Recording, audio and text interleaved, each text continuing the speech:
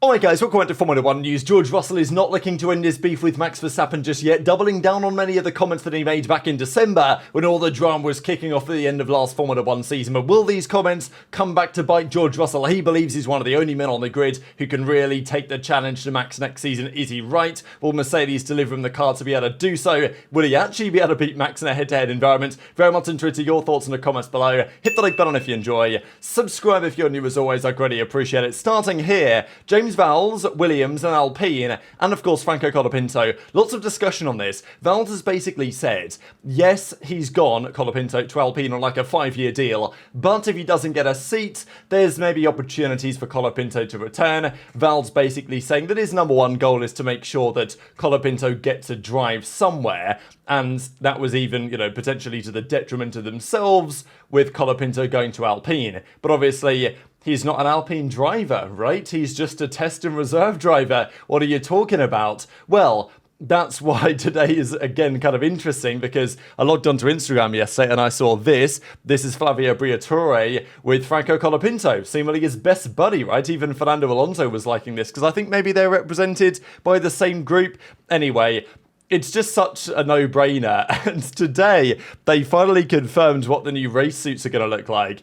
I don't really know why the buzz cut was necessary, but fair enough. I mean, it's an interesting-looking suit. I'm not sure it's my favourite, but it looks like a bit of a, strawberry or something going on here. But we've got Pierre Gasly, we've got Jack Doohan, and it was nice of them to remind us that Jack Doohan actually existed, right? Because, I've not seen Jack Doohan in a long time. All of the Alpine social media stuff, even some of their, this is the new car, or the new car's firing up or whatever, doing some seat fittings. It was Colapinto getting in the car. I know that they've done some stuff with Doohan, but it's just, I feel bad for the poor guy, really. So they did actually confirm that he still exists and is part of the team today, and he will be driving the Alpine in Melbourne, and at the Bahrain test. After that, who knows? It feels like, unfortunately, only a matter of time until Colapinto gets the drive. And do I think Colapinto's a better driver than Doohan? Personally, I do. I think Colapinto will do a better job for the team. But, give him a chance, you know what I mean? Who knows? Maybe Doohan will surprise us in the same way that Colapinto did. So, tweet your thoughts on that in the comments below.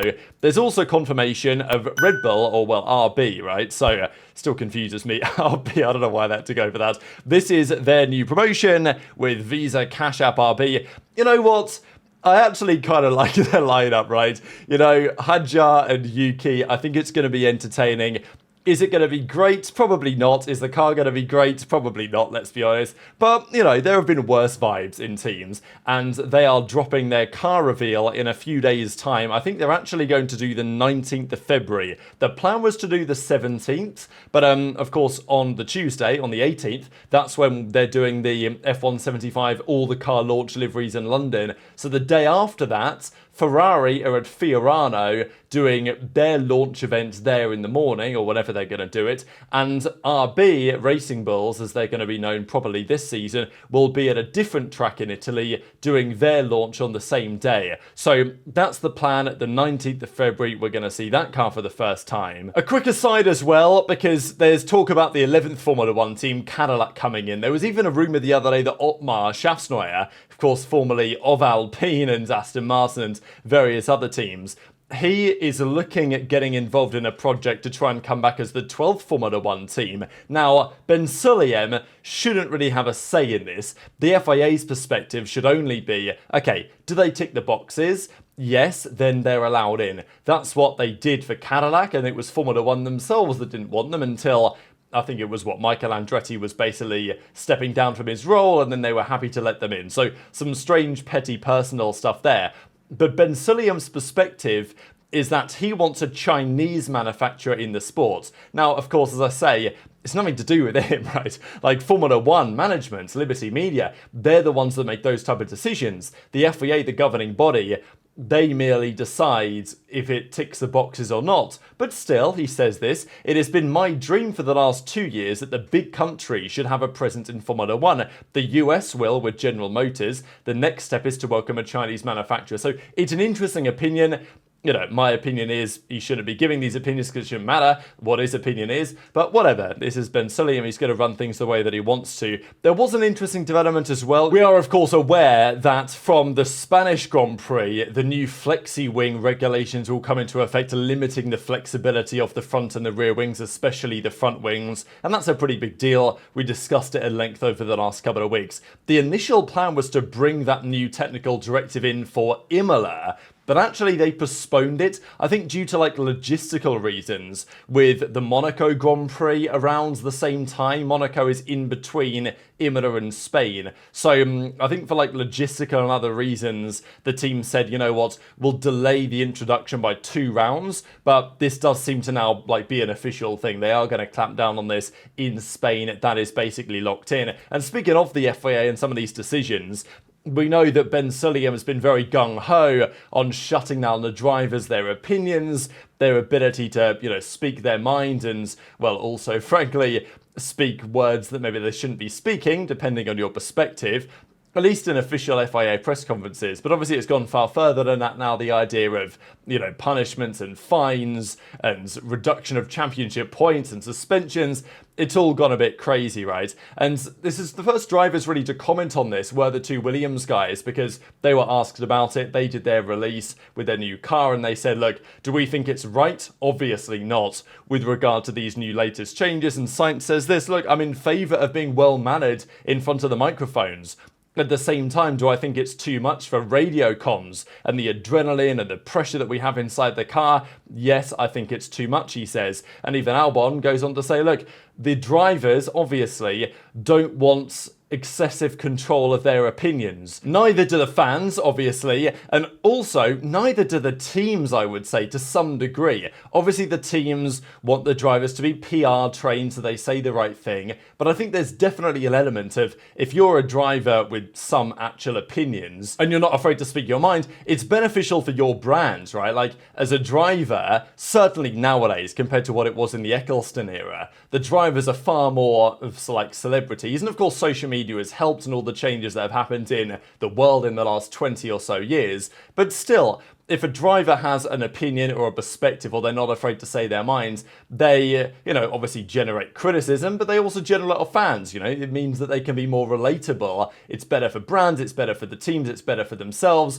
it's better for everyone, apart from the FIA, who don't seem to agree. Well, I'm sure some people at the FIA do agree, but unfortunately, some individuals certainly do not. Let's talk about some of the drama, though, Rin, because, well, here we have Mr. Andrea Kimi Antonelli, who is Peter Boddington's new driver. And it's definitely, just watching this is kind of funny, right? Because Bono has gone from working with, the most successful Formula One driver ever in Lewis Hamilton, and, now he's going to have to work with this kid who is, he literally is a teenager, and obviously it's a far different challenge, isn't it, than working with someone like Hamilton. So, look, he may be incredibly talented from a driving perspective, but I definitely think there is some development that will need to happen here, and also this is why there was discussion about Valtteri Bottas, right? Because Bottas is coming in, at least to some degree, with the intention of helping coach Kimi and get him to the position that he needs to be in, right? But it's certainly going to be a different challenge and vibe for Bono working with Antonelli than it was with Hamilton for the last few years. And that's pretty evident. And I know that Brundle was talking about it and saying that, as far as he's concerned, Ferrari and McLaren, they should have 2 horses in the race this season for both the constructors and the drivers. Red Bull will likely only have 1 horse, and you would expect the same is true for Mercedes. To be fair though, with Antonelli, he is arguably the most experienced driver we have had come into the sport as a rookie for a very long time. By experienced, I mean he's done loads of testing with Mercedes. To be fair, Lawson has driven loads of Grand Prix. He's not technically a rookie, but it's a rookie full-time season. Behrman is not technically a rookie because he did 3 races last year. What was it? Brazil, Baku, and Jeddah, of course. So, that's why technically that's not true, but really people are considering Behrman a rookie. For drivers that have never driven a Grand Prix before, Antonelli should be very well prepared. Mercedes have, been making ready for this moment for years, basically, and he did so much testing last year during, all the times that he was available to do so, pretty much. much, he was in some Mercedes car doing some testing in Formula 1. So he should be relatively well prepared, but, you know, look, he's still a rookie, he's still very young, he's still going to be very raw, he's going to make his mistakes. And look, should Russell, in terms of consistency of execution, dominate Antonelli? He should, on paper. And I think Russell is a better driver than people give him credit for. Is he as good as he thinks he is? That's another question, and I know that it's a question that many will potentially have their opinions on. So last year, you guys may well remember, around Qatar, there was lots of drama, right? So Russell came up towards the back of Max Verstappen in the qualifying session.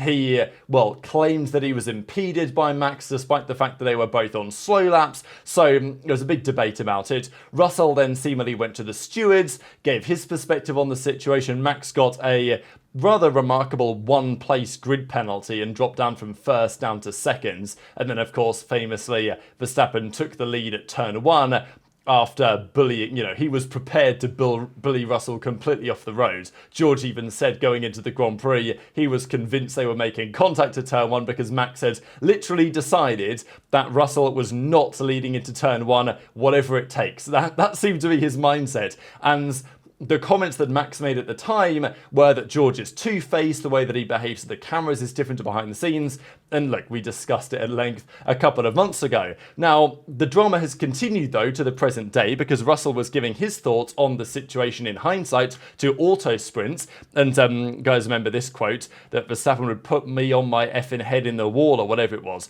So, and then Abu Dhabi came around, Russell then clapped back, basically, and was roasting Max back. Max said a few words as well, and then it kind of came to an end. But we know that there's history between these two, not just at Qatar, Abu Dhabi, but also Baku 2023, Las Vegas 2023. They had a good couple of comings together. Even back to, you know, Spain 2022 when things were getting a little bit feisty when Verstappen's DRS wasn't working, right? So there was a lot happening then. The Dutchman dubbed Russell a bully and a loser in response to their weekends. They apparently had spoken and they said they were going to be fine. But let's be real, these things never heal themselves that quickly. So Russell decided that he's not done yet with the beef because he says the following: I've got to be honest, I didn't see any of it myself, but I do know there was a lot of criticism out there. I know that members of my team were receiving emails from Dutch fans, but I think that's a part of sport and life, really, isn't it? That's something we accept, and you can choose to read it and let it have emotional impact on you. Even if you laugh at the comments, then it has an impact on you, whatever. So, you know, fair enough. I don't think Russell's taken too much offense to this.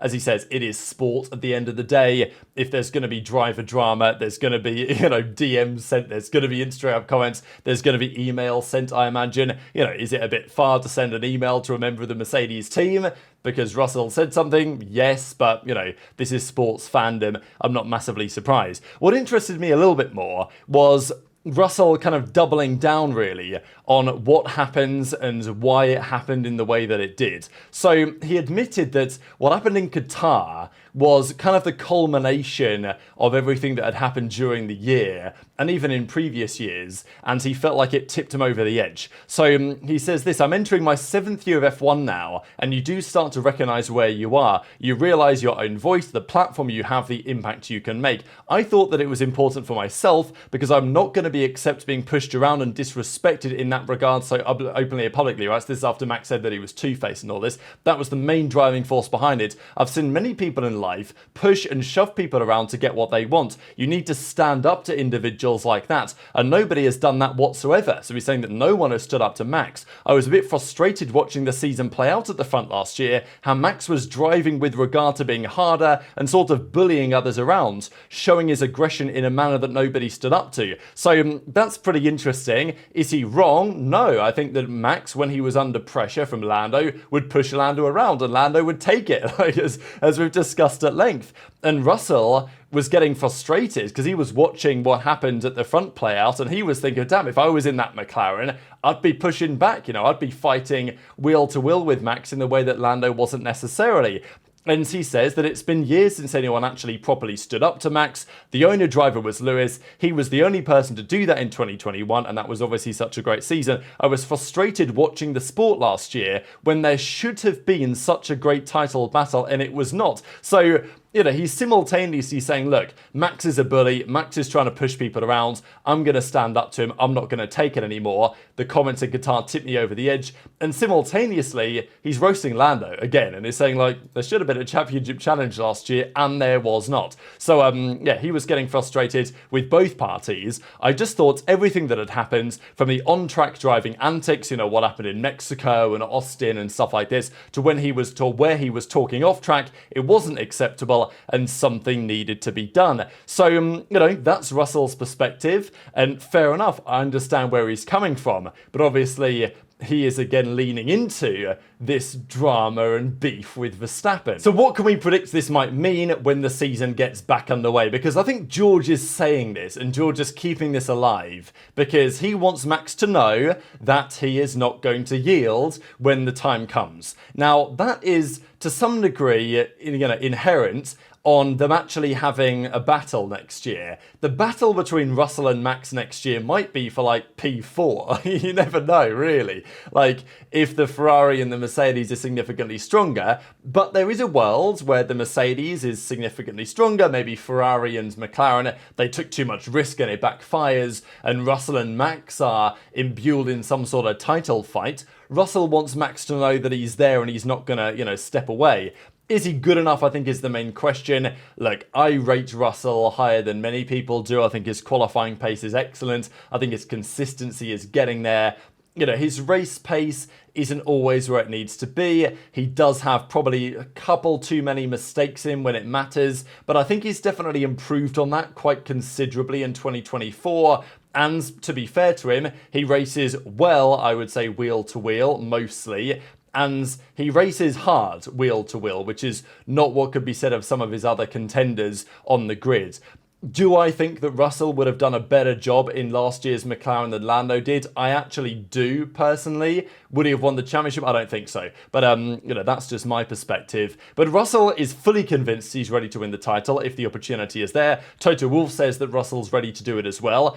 And, spent a good few years at Mercedes now. This may be his chance, but he may not have the chance. Max's car may not be good enough. Russell's car may not be good enough. But I hope that it is, or at least hope that we see these two battle on track more often, even if it's for third and a podium, right? Like, I love this rivalry. I think it's really exciting, and it doesn't look like it's going to stop anytime soon. And I do think that Lando can, learn something. I'm sure that Lando will be hearing these words and hearing George effectively clown him and say, like, you were like a not championship threat to Max last year. Lando knows that. He was saying the other day how he's going to get his elbows out now and he's going to show Max that I'm not going to give away any positions. And, this is the correct attitude. The thing always for Lando is, okay, say what you want. I want to see you do it, right? And that's kind of still my question mark with Lando, is that I hear Lando's words, I hear how good the McLaren is potentially going to be, you look where the Red Bull is and you say, you know what, I get why Lando is being considered by many the favourite for the new season to win the championship, I totally get it. But equally, until I see Lando deliver on his words, and also until I see Lando deliver given that he's the favourite, right? I think that's another thing, because Lando says, oh, well, yeah, I might be the favourite, but that's not going to affect me. It's like, well, I want to see evidence of that, because last year when Max had secured the championship, Lando went God mode once the pressure was off. So that's why I'm a bit concerned for Lando that when the pressure's on and being the favourite for the season, that is pressure on. You've got to deliver in those moments. And I don't know if Lando has it in him quite yet. But very much intrigued your thoughts on all of this stuff in the comment section below. Plenty to get into here over the coming days as well. And it's only a couple of days away until we really start to see everything launching for real. So hit the like button if you enjoyed. Subscribe if you're new. Take care. And I'll see you next time.